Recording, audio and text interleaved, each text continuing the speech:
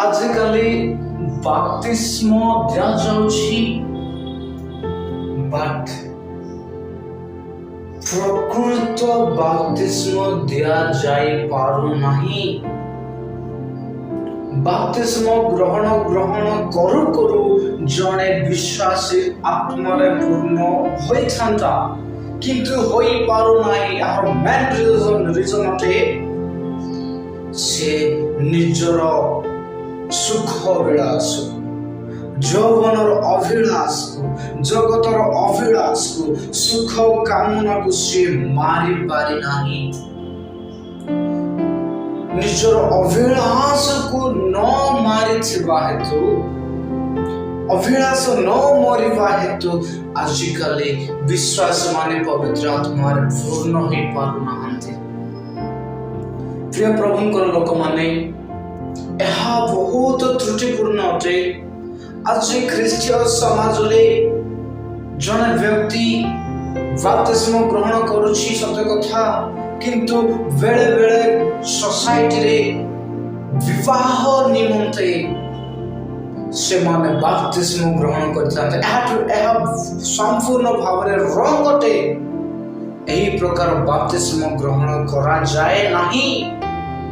ଯୀଶୁଙ୍କର କ୍ରୁଶ ଘେନିବା ପାଇଁ ବୋଲି ବାପ୍ତିସ୍ମ ଗ୍ରହଣ ଆବଶ୍ୟକ। ପ୍ରିୟ ପ୍ରଭୁଙ୍କର ଲୋକମାନେ, ଯେତେବେଳେ ନପୁଂସକ ବ୍ୟବସ୍ଥା ଅଧ୍ୟୟନ କରୁଥିଲେ, ପଢୁଥିଲେ, କିନ୍ତୁ ବୁଝି ପାରୁନଥିଲେ, ସେହି ସମୟରେ ପ୍ରଭୁଙ୍କର ଦୂତ ଆସି ଫିଲିପକୁ କହିଲେ, ଚାଲ ନପୁଂସକ ପାଖକୁ। ଯେତେବେଳେ ନପୁଂସକ ପାଖକୁ ଗଲେ ଫିଲିପ, ସେ ସମୟ ତାକୁ ସମ୍ପୂର୍ଣ୍ଣ ନିଗୁଡ ତତ୍ତ୍ୱ ବୁଝାଇଲେ। ପ୍ରେଜ୍ ଦ ଲର୍ଡ। ବୁଝାଇବାର ଯେତେବେଳେ ସେ ବୁଝିପାରିଲେ ନପୁଂସକ ଯେ ସତରେ ଯୀଶୁ ଖ୍ରୀଷ୍ଟ ହିଁ ପ୍ରଭୁ ଅଟନ୍ତି, ସେ ହିଁ ଉଦ୍ଧାରକର୍ତ୍ତା ଅଟନ୍ତି, ସେ ହିଁ ମୁକ୍ତିଦାତା ଅଟନ୍ତି, ସେ ହିଁ ଆପଣମାନଙ୍କର ପାପ ନିମନ୍ତେ କ୍ରୁଶରେ ମରିଛନ୍ତି, ଏହା ବିଶ୍ୱାସ କରି 3 ଦିନ ପରେ ଆଉ ଥରେ ପୁନର୍ଜୀବିତ ହେଲେ। ଏହା ବିଶ୍ୱାସ କରି ନପୁଂସକ ଯେତେବେଳେ ବୁଝିପାରିଲେ, ନିଜର ଲାଇଫଷ୍ଟାଇଲକୁ ଚେଞ୍ଜ କଲେ, ନିଜର ସ୍ୱଭାବକୁ ଚେଞ୍ଜ କଲେ, କ୍ରୁଶରେ ନିଜର ମନ ପ୍ରାଣକୁ, ସୁଖ ଅଭିଳାଷକୁ ଚଢାଇଲେ, ଯୀଶୁଙ୍କ ସଙ୍ଗରେ ମରିଦେଲେ। 3 ଦିନ ପରେ ସେହି ପ୍ରକାର ହିଁ ଯୀଶୁ ଖ୍ରୀଷ୍ଟ ଯେମିତି ଉଠିଥିଲେ, ସେମିତି ହିଁ ଯେତେବେଳେ ସେ ବାପ୍ତିସ୍ମ ଗ୍ରହଣ କଲେ, ସେହି ସମୟରେ ହିଁ ସେ ପବିତ୍ର ଆତ୍ମାରେ ପୂର୍ଣ୍ଣ ହେଲେ। ପ୍ରେଜ୍ ଦ ଲର୍ଡ। ବାପ୍ତିସ୍ମ ନେବା ପାଇଁ, ପୁନର୍ଜନ୍ମ ଗ୍ରହଣ କରିବା ପାଇଁ କୌଣସି ନିର୍ଦ୍ଦିଷ୍ଟ ସମୟ ଦରକାର ନାହିଁ, କୌଣସି ଉତ୍ତମ ପରିସ୍ଥିତି ଦରକାର ନାହିଁ, କୌଣସି ଲୋକମାନଙ୍କୁ ଗହଳି କ୍ରାଉଡ୍ ଦରକାର ନୁହେଁ।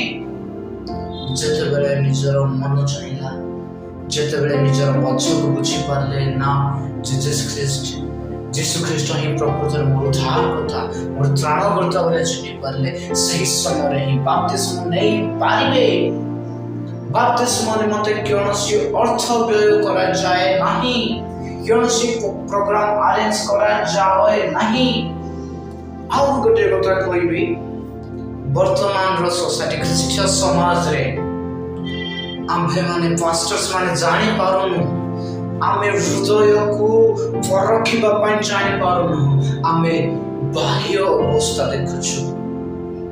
ସତରେ ମଣିଷ ନିଜର ସୁଖ ଅଭିଳାଷରେ, ବିଶ୍ୱାସୀ ନିଜର ସୁଖ ଅଭିଳାଷକୁ ମାରି ଦେଇଛି ନା ନାଇଁ କ୍ରୁଶରେ, ଏହା ଆମେ ପରଖି ପାରୁନାହୁଁ।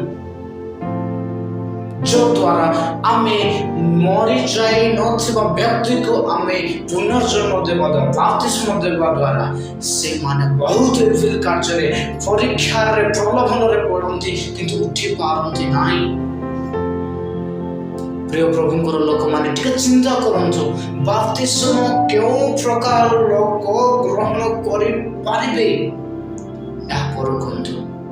ସେମାନେ ସେ ବିଶ୍ୱାସୀ ସତରେ ଜଗତର ଅଭିଳାଷରେ ମରିଛି ନା ନାହିଁ, ଏହି ବିଷୟ ପରୀକ୍ଷା କରି ବୁଝିବାକୁ ପଡ଼ିବ। ତାପରେ ଯାଇ ବାପ୍ତିସ୍ମ ଦେଲେ ସେହି ବ୍ୟକ୍ତି ପବିତ୍ର ଆତ୍ମାରେ ପୂର୍ଣ୍ଣ ହୋଇପାରିବ, ଶୈତାନ ସହିତ ଲଢ଼େଇ କରିପାରିବ। ପରୀକ୍ଷାରେ ସେ ଉତ୍ତୀର୍ଣ୍ଣ ହେଇପାରିବ। ଏତେ ସହଜ ନୁହେଁ ଶୟତାନ ସହିତ ଯୁଦ୍ଧ କରିବା ପାଇଁ। ପ୍ରିୟ ପ୍ରଭୁଙ୍କର ଲୋକମାନେ, ଆମେ ଯତ୍ନ ହେବା, ପ୍ରଭୁକୁ ଆମେ ତ୍ରାଣକର୍ତ୍ତା ଭାବରେ ଗ୍ରହଣ କରିବା, ଉଚିତ ଭାବରେ ପ୍ରକୃତ ଭାବରେ ଆମେ ବାପ୍ତିସ୍ମ ପାଇଁ ଯୋଗ୍ୟତା ଅଛୁ କି ନୁହଁ ତାହା ଆମେ ପରୀକ୍ଷା କରିବାକୁ ପଡ଼ିବ। ପ୍ରେଜ୍ ଦ ଲର୍ଡ, ହାଲେଲୁୟା। କୌଣସି ବିବାହ ପାଇଁ, କୌଣସି ସମାଜକୁ ଭୟ କରି କିମ୍ବା କୌଣସି ମଣ୍ଡଳୀକୁ ଭୟ କରି, ନିଜ ପରିବାରକୁ ଭୟ କରି ଆମେ ବାପ୍ତିସ୍ମ ଗ୍ରହଣ ନ କରୁ ଯେ ପର୍ଯ୍ୟନ୍ତ ଆମେ ସୁଖ ଅଭିଳାଷରେ ନ ମରିଯାଇଛୁ। ସୁଖ ଅଭିଳାଷ ଠାରୁ ମରିବା ପର୍ଯ୍ୟନ୍ତ, ସୁଖ ଅଭିଳାଷରେ ନ ମରିବା ପର୍ଯ୍ୟନ୍ତ ଆମେ ନିଜକୁ ପ୍ରସ୍ତୁତ କରିବା ପୁନର୍ଜନ୍ମ ଗ୍ରହଣ କରିବା ପାଇଁ। ଯେତେବେଳେ ଆମେ ପରଫେକ୍ଟ ହେବୁ, ଯେତେବେଳେ ପବିତ୍ର ଆତ୍ମାଙ୍କୁ ଗାଇଡ୍ କରିବ, ସେ ଟାଇମରେ ଯେତେବେଳେ ଆମର ହୃଦୟ କହିବ ବାପ୍ତିସ୍ମ ନେବା ପାଇଁ, ସେତେବେଳେ ଆମେ ଗ୍ରହଣ କରୁ। ପ୍ରେଜ୍ ଦ ଲର୍ଡ।